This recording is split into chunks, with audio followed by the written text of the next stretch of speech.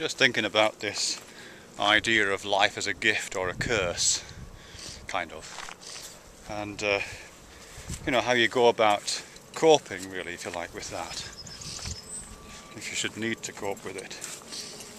And one of the ways that, well, I've kind of talked about in the past a bit, is, I guess, kind of Buddhist detachment. You know, you don't become attached to the feeling of how unpleasant the world is, but conversely, you don't allow yourself to become attached to its charms and pleasures either. You just practice detachment, following the Four Noble Truths, I think they're called. And I've seen it kind of played out in other kinds of metaphors. You know, there's a great Bill Hicks sketch where he talks about life being a ride on a roller coaster, and it goes up and it goes down. And sometimes it's scary and sometimes it's pleasurable, but it's at the end of the day, it's just a ride. You know, it's that kind of it's the same thing revisited, isn't it? You know, that it's don't take it too seriously. Well, not exactly don't take it too seriously, but kind of wear the world lightly, I think, is one of the things my wife says, even though she never does herself. Wear the world lightly, so that its vicissitudes and its opportunities are just recognised as kind of moves in a game, really, or just superficial. I can definitely see the attraction of that, but I'm wondering why it isn't easier to do that.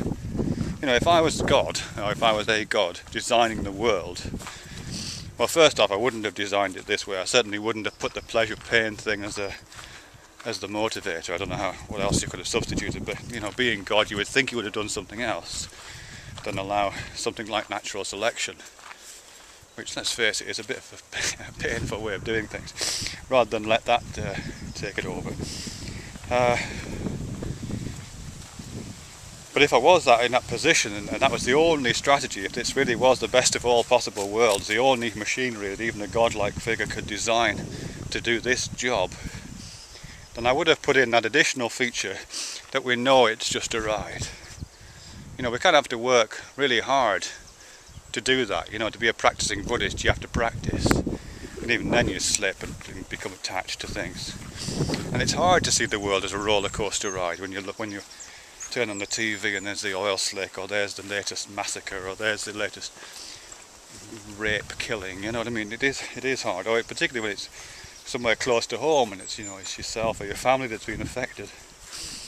Yeah, it's all very well to talk about life being a ride then, but it doesn't feel like it, does it? You know what I mean? Yeah, I think if I was some kind of benign God and I had to, because there was no choice, I had to build the world the way it is, out of this meat that suffers, then I would make the ride quality of it a bit more obvious. You know what I mean? I would make I guess I would just connect us to the rest. How do I do this? Let me just think about this, because it's there also in religious ideas of the afterlife, isn't it? I think that's a bit of it. You know, that we're here playing this video game right now, but at some point we'll go and join the great programmer in the sky, and kind of realise it was just a game, and maybe in some religious traditions come back and have another go. But it's already invented and there's no evidence for them, and you kind of have to have that faith thing. It's all a bit painful. I guess I would just make it more obvious that this was a ride, or this was a temporary incarnation of matter into a feeling form.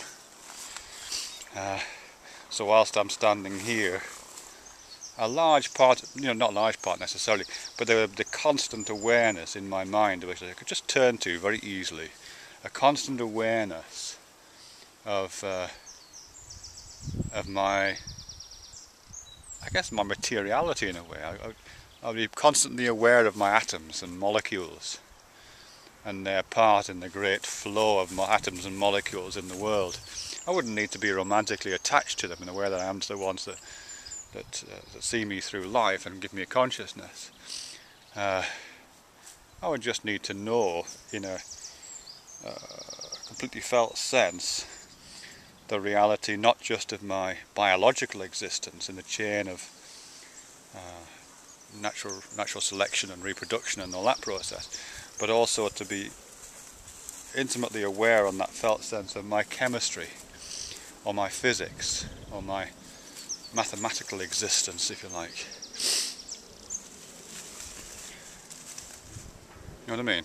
I wish I had a chemical consciousness rather than a biological consciousness. Then I could just think of my biology as its momentary instantiation.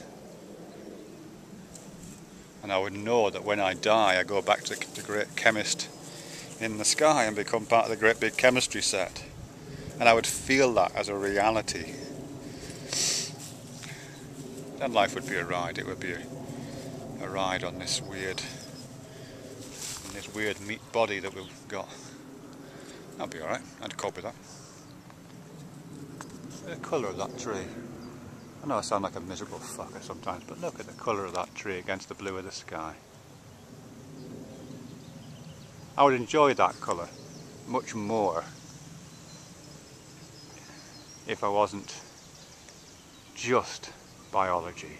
I know I'm not just biology. If my consciousness wasn't primarily biology.